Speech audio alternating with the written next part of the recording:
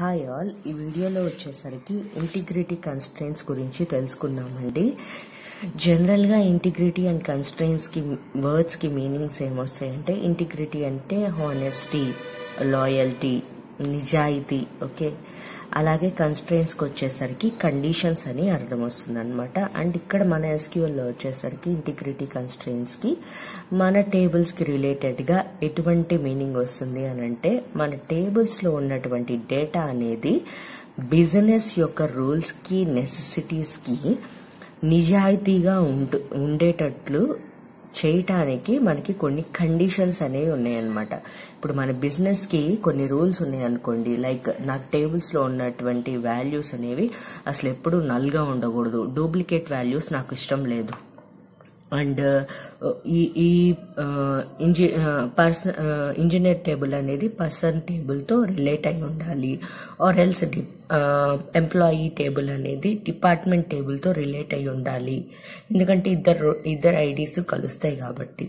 ఇట్లా మనకి మన బిజినెస్ అనేవి కొన్ని రూల్స్ అనేవి పెట్టింది అనుకోండి, ఆ రూల్స్ అనేవి మన టేబుల్స్ లో ఉన్న డేటా నిజాయితీగా ఆ రూల్స్ ని పాటించి నిజాయితీ అనేది చూపించుకోవాలన్నమాట.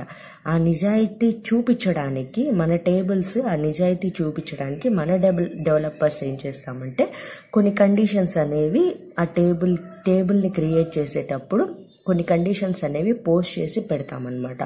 అప్పుడు ఆ కండిషన్స్ ని బట్టే మనం టేబుల్లో ఏమన్నా డేటా ఇన్సర్ట్ అవుతుంటే గనక ఆ కండిషన్స్ ని బేస్ చేసుకొని మాత్రమే ఇన్సర్షన్ అనేది జరుగుతుంది. ఆ కండిషన్స్ వైలేట్ అయినాయి అని అంటే డేటా అనేది ఇన్సర్ట్ అవ్వదన్నమాట. ఎందుకంటే మన టేబుల్స్ అనేవి మన బిజినెస్ రూల్స్ కి నిజాయితీగా ఉండాలి కాబట్టి. ఆ నిజాయితీని మెయింటైన్ చేయటానికి మనకి కన్స్ట్రెయింట్స్ అనేవి ఉపయోగపడతాయి. ఆ కన్స్ట్రెయింట్స్ ని మనం ఇప్పుడు చూస్తామన్నమాట.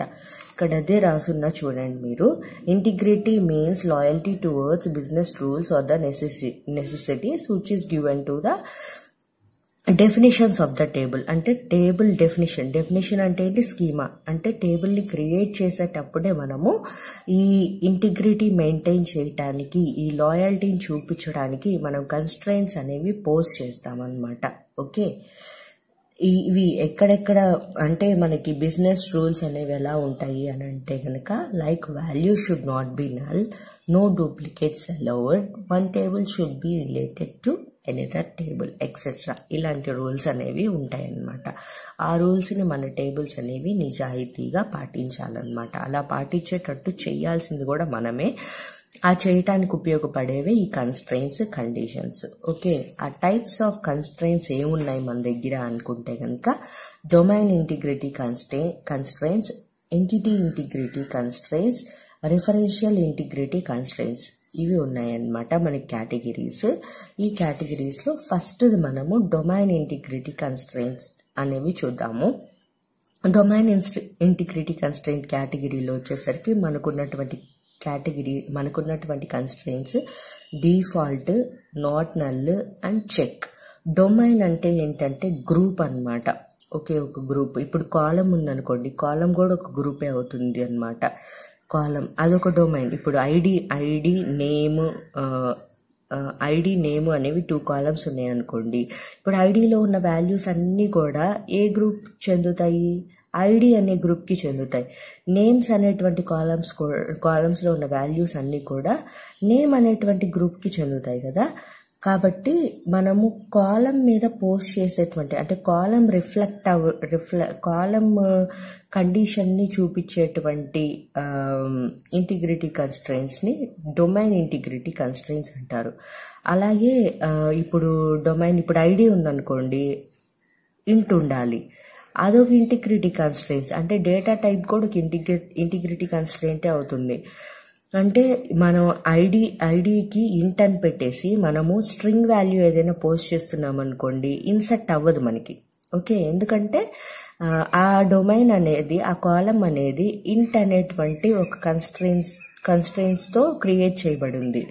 ఆ కన్స్ట్రెంట్ అనేది వైలేట్ అయ్యింది అని అంటే మనకి వాల్యూ అనేది ఇన్సర్ట్ అవ్వదు అనమాట. ఓకే, అది కూడా ఒక డొమైన్ ఇంటిగ్రిటీ కన్స్ట్రెంట్స్. అంటే మనం ఒక కాలంకి ఒక కండిషన్ పెట్టాం కదా, ఈ కాలంలో ఖచ్చితంగా నాకు ఇంటీజర్సే ఉండాలి అనే ఒక కండిషన్ పెట్టాం కదా, కాబట్టి అది కూడా డొమైన్ ఇంటిగ్రిటీ కన్స్ట్రెంట్లోకి వస్తుంది, ఒక విధంగా చెప్పుకోవాలి అని అంటే అనమాట. ఓకే, ఇప్పుడు డొమైన్ ఇంటిగ్రిటీ కన్స్ట్రెంట్స్ అంటే ఏంటంటే మనం కాలంకి కన్స్ట్రెంట్స్ పెడితే కాలం అనేది ఎఫెక్ట్ అవుతూ ఉంటాయి కన్స్ట్రెంట్స్ ద్వారా, అంటే వాటిని డొమైన్ ఇంటిగ్రిటీ కన్స్ట్రెంట్స్ అని అంటారు. ఫస్ట్ వచ్చేసరికి డిఫాల్ట్ కన్స్ట్రెంట్ కొన్ని చూద్దామండి. డిఫాల్ట్ అనేది ఎందుకు ఉపయోగపడుతుంది అని అంటే making columns default to a value if we did not given any value to that column, then that column is inserted with that default value. ఇప్పుడు మనం టేబుల్ క్రియేట్ చేసేటప్పుడు ఆ కాలంకి డిఫాల్ట్ అనేటువంటి కీవర్డ్ యూజ్ చేసి పక్కన ఒక వాల్యూ ఇచ్చేస్తాం అన్నమాట. ఇప్పుడు మనము ఆ టేబుల్ తర్వాత టేబుల్లోకి ఏదైనా డేటా ఇన్సర్ట్ అవుతుంది అనుకోండి, ఆ కాలంకి మనం వాల్యూ ఇవ్వకపోయినా సరే ఆ కాలంలో ఆ వాల్యూకి డిఫాల్ట్ వాల్యూ అనేది ఇన్సర్ట్ అయిపోతుంది.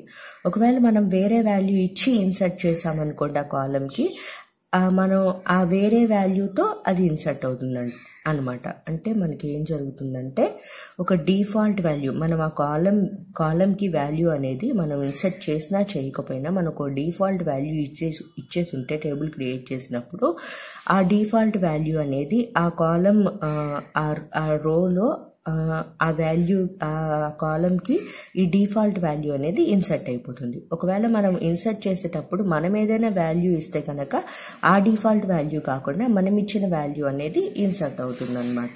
ఓకే, ఒకసారి చూద్దాం క్వరీ ఎట్లా ఉంటుందో. క్రియేట్ టేబుల్ నేమ్ వచ్చేసరికి ఈఎంపీ అనుకుందాము. EMP of id int salary int. ఇప్పుడు డిఫాల్ట్ అన్నమాట.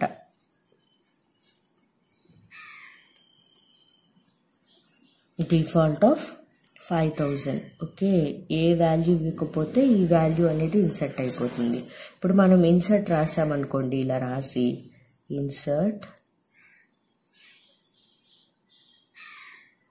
Into EMP. మనము ఇప్పుడు ఈ డిఫాల్ట్ వాడుతున్నాము అని అంటే ఈ డిఫాల్ట్కి వాల్యూ ఇవ్వట్లేదు అని అంటే ఖచ్చితంగా మనం ఏం చేయాలంటే ఈ కాలం నేమ్స్తో పాటు మనము ఇన్సర్షన్ అనేది జరగాలన్నమాట, లేకపోతే కన్ఫ్యూషన్ అయిపోతుంది. మనము చూపిస్తే చూడండి, ఇప్పుడు ఐడి నేను శాలరీకి వాల్యూ ఇవ్వాలనుకోవట్లేదు, ఐడికి మాత్రమే ఇవ్వాలనుకుంటున్నాను. కాబట్టి నేను ఇవ్వాలనుకున్నటువంటి కాలమ్స్ని నేను ఖచ్చితంగా ఇక్కడ స్పెసిఫై చేయాల్సి ఉంటుంది అన్నమాట. స్పెసిఫై చేసిన తర్వాత అప్పుడు వాల్యూస్ ఇవ్వాల్సి ఉంటుంది. ఇలా కూడా ఇన్సర్షన్ చేయొచ్చు అని నేను మీకు డేటా మ్యానిపులేషన్ లాంగ్వేజ్ అవి చెప్పినప్పుడు, కేటగిరీ చెప్పినప్పుడు మీకు చెప్పేసి ఉన్నాను అనమాట.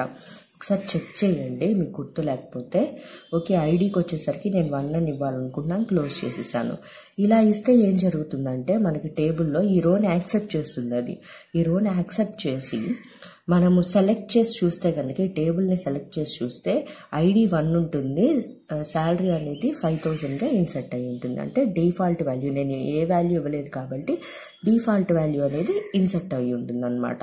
ఒకవేళ నేను రెండింటికి వాల్యూస్ ఇవ్వాలి అనుకుంటున్నాను అంటే, అండ్ మనం ఇక్కడ డిఫాల్ట్ అని పెట్టిన కాలంకి మాత్రమే మనం వాల్యూ ఇన్సర్షన్ అనేది స్కిప్ చేయొచ్చు. వేరే కాలమ్స్కి, పెట్టని కాలమ్స్కి మనకి ఇన్సర్షన్ అనేది స్కిప్ చేయకూడదు అనమాట, ఎర్రర్ వస్తుంది. ఇప్పుడు నేను రెండింటికి వాల్యూస్ ఇవ్వాలి అని అనుకుంటున్నాను అని అంటే మనం ఇక్కడ కాలమ్స్ స్పెసిఫై చేయాల్సిన అవసరం లేదు. ఇలా ఇచ్చేస్తే, ఏ కాలమ్ స్పెసిఫై చేయకుండా ఇచ్చేస్తే ఏంటంటే అర్థము, నేను టేబుల్లోకి ఇన్సర్ట్ చేస్తున్నాను వాల్యూస్ యాజ్ ఇట్ ఈస్గా అన్ని కాలమ్స్కి, టేబుల్లో ఉన్నటువంటి కాలమ్స్ అన్నిటికీ ఇన్సర్ట్ చేస్తున్నాను. అలాగే టేబుల్లో ఉన్నటువంటి కాలమ్స్ ఆర్డర్లోనే నేను ఇన్సర్ట్ చేస్తున్నాను అని అర్థం అన్నమాట మన సిస్టమ్కి మనం ఇలా ఇస్తే. కాబట్టి ఇలాంటప్పుడు మనం ఇక్కడ కాలమ్ స్పెసిఫై చేయాల్సిన అవసరం లేదు, డైరెక్ట్గా ఇచ్చేసుకోవచ్చు అనమాట. ఇంకోండి 2000 ఇలా రాసాను అనుకోండి, అప్పుడు తర్వాత సెలెక్ట్ చేసి చూస్తే మనకి ID2 ఉన్నటువంటి రోకి మనకి 5000 బదులు 2000 అనేది కనిపిస్తుంది అనమాట. ఇది డిఫాల్ట్ ఇంటిగ్రిటీ కన్స్ట్రెయింట్. ఇప్పుడు ఇది ఎలా ఎగ్జిక్యూట్ అవుతుంది అనేది ఒకసారి చూద్దామండి. ఇప్పుడు వచ్చేసరికి టేబుల్ క్రియేట్ చేసుకుందామండి. ఎంప్లాయీ టేబుల్ అనేది create table EMP of ID int, salary int. First default value వచ్చేసరికి నేను 10,000 ఇస్తున్నానండి. ఓకే, 10,000 ఇచ్చి ఎంటర్ చేద్దాము. టేబుల్ క్రియేట్ అయిపోయింది. ఇప్పుడు ఇన్సర్ట్ చేద్దాము వాల్యూస్ అనేవి. Insert into EMP values of first దానికి వచ్చేసరికి 1 ఇస్తున్నాను, సెకండ్ దానికి ఏమి ఇవ్వట్లేదు. అంటే కొన్ని వాల్యూస్, కొన్ని కాలమ్స్కి వాల్యూస్ ఇస్తున్నాను, కొన్ని కాలమ్స్కి వాల్యూస్ ఇవ్వట్లేదు. కాబట్టి ఏ కాలమ్స్కి ఇస్తున్నానో మన సిస్టమ్కి తెలియాలి. కాబట్టి నేను ఐడి కాలమ్కి మాత్రమే ఇస్తున్నాను కాబట్టి ఐడి అనేది స్పెసిఫై చేశాను, లేకపోతే సిస్టమ్ అనేది అంబిగ్విటీ స్టేట్లోకి వెళ్ళి మనకి ఎర్రర్ ఇస్తుంది అనమాట. ఓకే, ఒక రో ఇన్సర్ట్ అయిపోయింది కదా. ఇప్పుడు ఈ రోకి డిఫాల్ట్ వాల్యూ అనేది అసైన్ అవుతుందా లేదా అనేది చూద్దామండి. డిఫాల్ట్ వాల్యూ 10,000 అనేది శాలరీ కాలమ్కి అసైన్ అవుతుందా లేదా చూద్దాము. అసైన్ అయ్యింది. ఇప్పుడు వచ్చేసరికి ఏం చేద్దామంటే ఆ శాలరీకి మనమే ఒక వాల్యూ ఇద్దాము.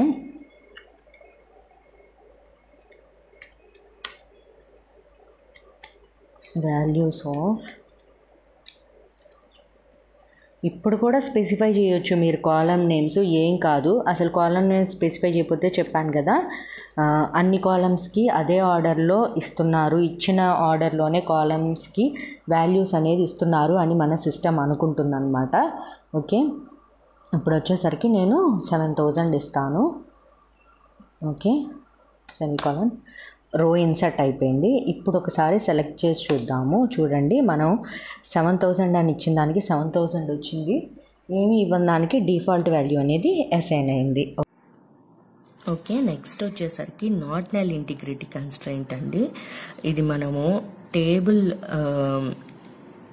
ఇది మనము నాట్ నల్, ఈజ్ నల్ ఇలాంటివి కండిషన్స్ చూసుంటాము మనము. ఓకే, కంపారిజన్ ఆపరేటర్స్లో వీటిల్లో మనము కండిషన్ని చెక్ చేయడానికి యూజ్ చేసి ఉంటాము. అలాగే నాట్ నల్ అనేది మనము టేబుల్ క్రియేట్ చేసేటప్పుడు ఆర్ ఆల్టర్ చేసేటప్పుడు కూడా మనము నాట్ నల్ అనేటువంటి కన్స్ట్రెయింట్ని మనం పోస్ట్ చేయొచ్చు అనమాట. అప్పుడు దానికి అనుగుణంగా మనకి ఇన్సర్షన్స్ అనేవి జరుగుతూ ఉంటాయి.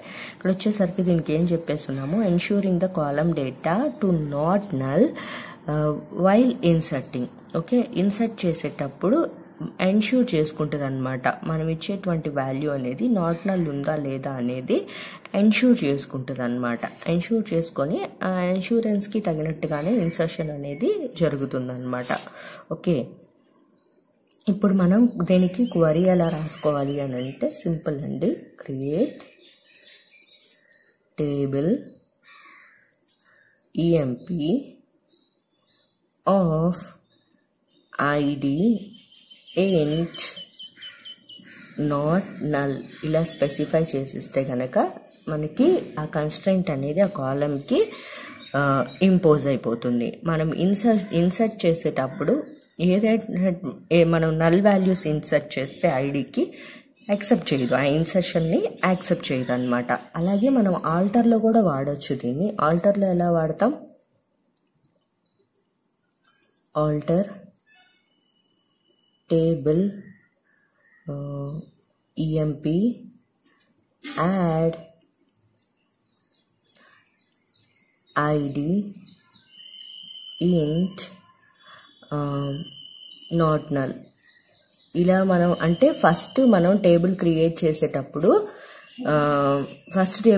చేసేటప్పుడు ఐడికి నాట్ నల్ ఇవ్వలేదు. తర్వాత నేను చేంజ్ చేయాలనుకున్నాను స్కీమా అని అనుకున్నప్పుడు మనం ఆల్టర్కి వెళ్తామన్నమాట. అంటే డెఫినిషన్ టేబుల్ యొక్క డెఫినిషన్ని మనం చేంజ్ చేయాలనుకున్నప్పుడు ఆల్టర్లోకి వెళ్తాము. ఫస్ట్ ఇవ్వలేదు అని అనుకున్నాను అనుకోండి, దాని తర్వాత ఇవ్వాలి అని అనుకుంటే కనుక కన్స్ట్రెయింట్ని ఇలా ఇవ్వాలన్నమాట, కన్స్ట్రెయింట్స్ని. అండ్ ఇలా ఇచ్చినప్పుడు మనం ఒకటి గుర్తుపెట్టుకోవాల్సింది ఏంటంటే, ఆల్రెడీ మనం టేబుల్లో డేటాని ఇన్సర్ట్ చేసేస్తున్నాం అనుకోండి, ఐడి వాల్యూకి నల్ వాల్యూస్ కూడా ఇచ్చున్నాం అనుకోండి, అప్పుడు ఈ కండిషన్ అనేది ఎర్రర్ అనేది ఇస్తుంది. అంటే మనం ఈ క్వరీ రాస్తే కనుక దాని తర్వాత అంటే టేబుల్లో ఆల్రెడీ ఐడికి నల్ వాల్యూస్ ఉండి మనం దాని తర్వాత ఈ క్వరీని పోస్ట్ చేయాలి అని అనుకున్నాము అని అంటే మనకి ఎర్రర్ వస్తుంది. ఏమైనా ఎర్రర్ వస్తుందంటే టేబుల్లో ఆల్రెడీ ఉన్నటువంటి వాల్యూస్ ఈ కన్స్ట్రెయింట్ని వైలేట్ చేస్తున్నాయి. ఆల్రెడీ నల్ వాల్యూస్ ఉన్నాయి చూసుకోండి. ఆ వాల్యూస్ అనేవి మీరు ఇచ్చేటువంటి కన్స్ట్రెయింట్ని ఆల్రెడీ వైలేట్ చేస్తున్నాయి అని చెప్పి మనకి ఎర్రర్ అనేది ఇస్తుంది. అప్పుడు ఈ యాడ్ చేసినటువంటి నాట్ నల్ కన్స్ట్రెయింట్ అనేది మనకి ఈ క్వరీ ద్వారా కమిట్ అవ్వదు అనమాట మన టేబుల్కి. ఓకే, ఇది ఇలా జరుగుతుందో లేదో ఒకసారి చూద్దామండి.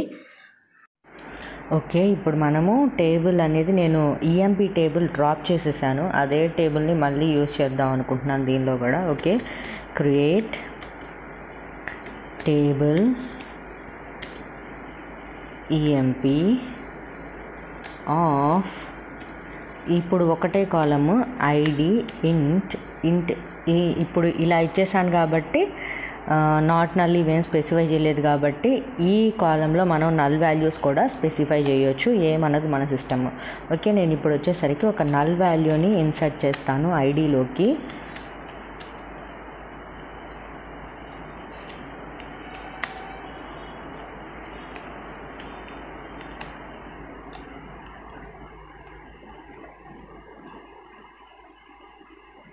నల్ వాల్యూని ఇన్సర్ట్ చేస్తున్నాను. ఇన్సర్ట్ అయిపోయింది రో. ఓకే, ఇప్పుడు వచ్చేసరికి నేను కన్స్ట్రెయింట్ని మోడిఫై చేస్తున్నా. ఓకే, ఐడి అనేది నల్ వాల్యూస్ని కూడా యాక్సెప్ట్ చేసే కన్స్ట్రెయింట్లో ఉంది కదా. ఇప్పుడు ఆ కన్స్ట్రెయింట్ని నేను మోడిఫై చేస్తున్నాను అన్నమాట ఐడి కాలంకి. అది ఎలా మోడిఫై చేయాలి? ఆల్టర్ టేబుల్ ఈఎంపీ మోడిఫై ఐడిని మోడిఫై చేస్తున్నాను. ఐడి ఇంట్ నాట్ నల్ అనే కన్స్ట్రెయింట్ని పెడుతున్నాను మోడిఫై చేసి. ఐడి అనే కాలంని, ఐడి ఇంట్తో ఉన్న కాలంని, నల్ వాల్యూస్ని కూడా యాక్సెప్ట్ చేసే కాలంని నేను ఏ విధంగా మోడిఫై చేస్తున్నాను? నాట్ నల్నే యాక్సెప్ట్ చేసే విధంగా మోడిఫై చేస్తున్నాను.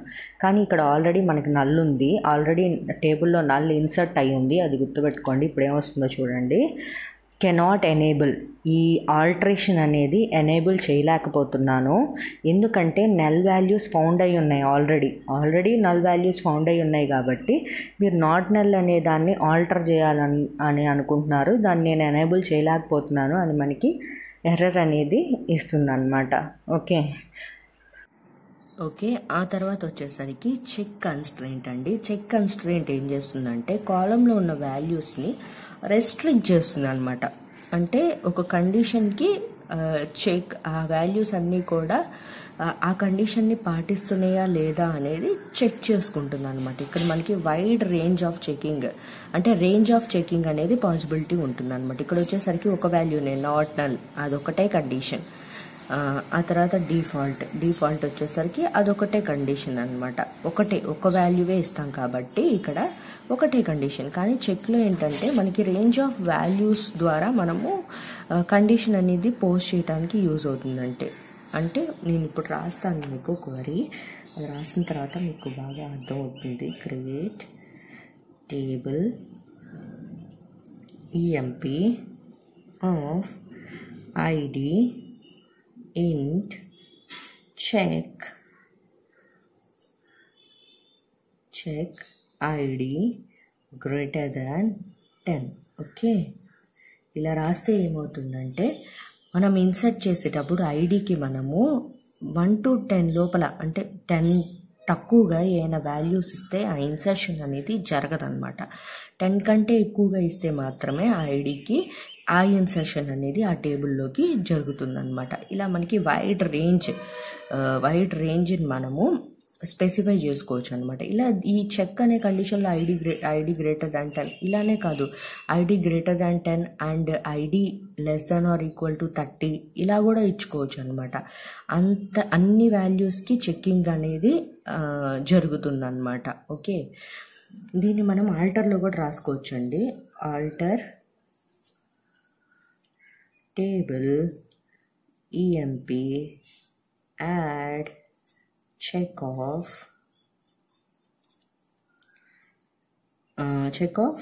id less than or equal to 10.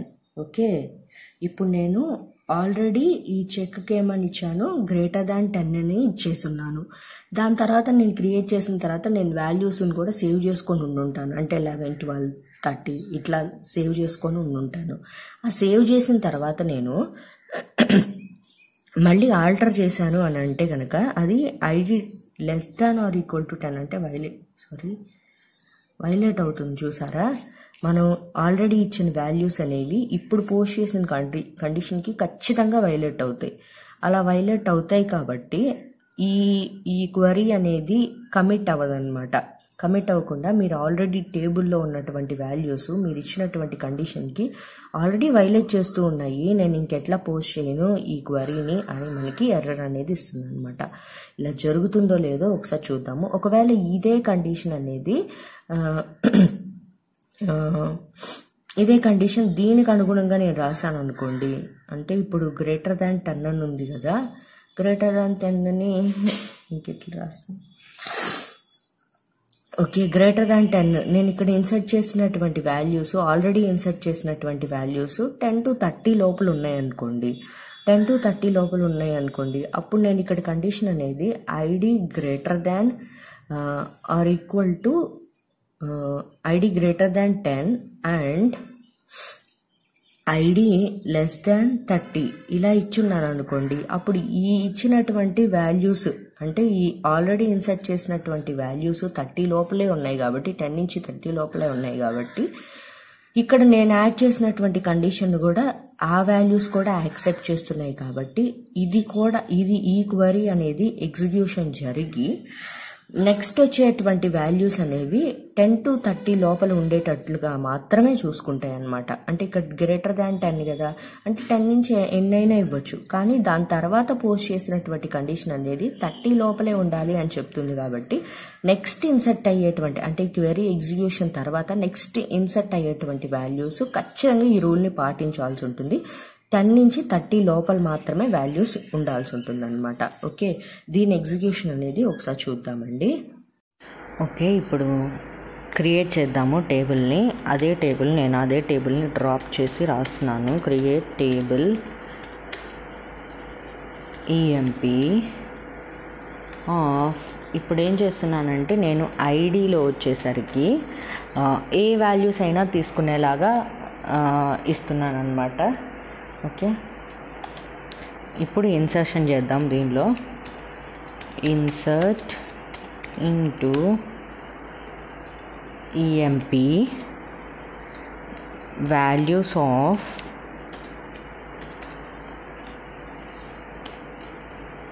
Okay, ఇప్పుడు వచ్చేసరికి ఇందులో నేను 10 అని ఇస్తున్నాను. ఓకే, 10 అని ఇన్సర్ట్ చేస్తున్నాను. ఇన్సర్ట్ అయిపోయింది తర్వాత ఇప్పుడు ఏం చేస్తున్నానంటే నేను చెక్ అనేది అన్ని యాడ్ చేస్తున్నాను మన టేబుల్కి. Okay, alter table EMP add check. ఈ చెక్లో కూడా నేను ఏం చేస్తున్నానంటే నేను 10 వాల్యూ ఇన్సర్ట్ చేశాను కాబట్టి నేను ఇప్పుడు ఏం చేస్తానంటే ఐడి వాల్యూ అనేది 10 కంటే ఎక్కువ ఉండాలి అని చెప్తానన్నమాట. 10 కంటే ఎక్కువ ఉండాలి అని చెప్పాను అని అంటే ఇప్పుడు ఏం జరుగుతుంది, ఆల్రెడీ 10 ఇన్సర్ట్ అయి ఉంది కాబట్టి ఈ ఆల్టర్ అనేటటువంటి స్టేట్మెంట్ కమిట్ అవ్వకూడదు, ఎర్రర్ ఇవ్వాలి. ఓకే, ఎర్రర్ ఇచ్చింది చూడండి, cannot validate. Okay, check constraint violated, check constraint అనేది వైలేట్ అయిపోయింది ఓకే అని మనకి ఎర్రర్ ఇచ్చింది. ఇప్పుడు ఇది ఎర్రర్ ఇవ్వకుండా ఆల్టర్ అనేది మంచిగా ఎగ్జిక్యూట్ అవ్వాలంటే మనం ఏమి ఇవ్వచ్చు, ఐడి <10 అని ఇచ్చున్నామంటే మనకి ఆల్రెడీ టేబుల్లో 10 ఇన్సర్ట్ అయ్యింది కాబట్టి ఈ కన్స్ట్రైంట్ ఈ వాల్యూస్కి మ్యాచ్ అవుతుంది కాబట్టి ఈ కన్స్ట్రైంట్ అనేది ఎనేబుల్ అవుతుంది. చూడండి, ఎటువంటి ఎర్రర్ ఇవ్వలేదు, టేబుల్ ఆల్టర్డ్ అయిపోయింది టేబుల్. ఇప్పుడు తర్వాత ఇచ్చే వాల్యూస్ అన్నీ ఎలా ఉండాలి, 10 కంటే లోపలే ఉండాలి. చూడండి, 10 కంటే లోపలే ఉండాలి, అప్పుడే యాక్సెప్ట్ చేస్తుంది. మనం 10 కంటే ఎక్కువ ఏదైనా ఇచ్చాము అని అంటే వైలేషన్ వస్తుంది, చెక్ కన్స్ట్రైంట్ వైలేట్ అయింది చూసుకోండి అని వస్తుంది అనమాట. ఓకే, ఫస్ట్ టేబుల్ అనేది ఏ వాల్యూస్నైనా యాక్సెప్ట్ చేసేది కాస్త ఆల్టర్ అయిన తర్వాత ఆల్టరేషన్కి తగ్గట్టుగానే మన టేబుల్ అనేది వర్క్ చేస్తుంది అనమాట. ఓకే, ఇది డొమైన్ ఇంటిగ్రిటీ కన్స్ట్రెయింట్స్ అండి. నెక్స్ట్ వీడియోలో ఎంటిటీ ఇంటిగ్రిటీ కన్స్ట్రెయింట్స్ గురించి చూద్దామండి. ఈ వీడియో కనుక మీకు ఇన్ఫర్మేటివ్గా అనిపిస్తే ప్లీజ్ లైక్ చేయండి, షేర్ చేయండి అండ్ సబ్స్క్రైబ్ చేసుకోండి మన ఛానల్కి. అండ్ అన్ని వీడియోస్ని, మిగిలిన వీడియోస్ని కూడా ఖచ్చితంగా చూడండి, అన్నీ ఇన్ఫర్మేటివ్గానే ఉంటాయి అన్నమాట. అండ్ మీకు ఏమైనా జావా వీడియోస్ కనుక కావాల్సి ఉంటే కనుక మన ఛానల్లో జావా వీడియోస్ కూడా ఉన్నాయి, అవి కూడా చాలా ఇన్ఫర్మేటివ్గా ఉంటాయి, ఖచ్చితంగా ఒకసారి చెక్ చేయండి. Okay, thank you all.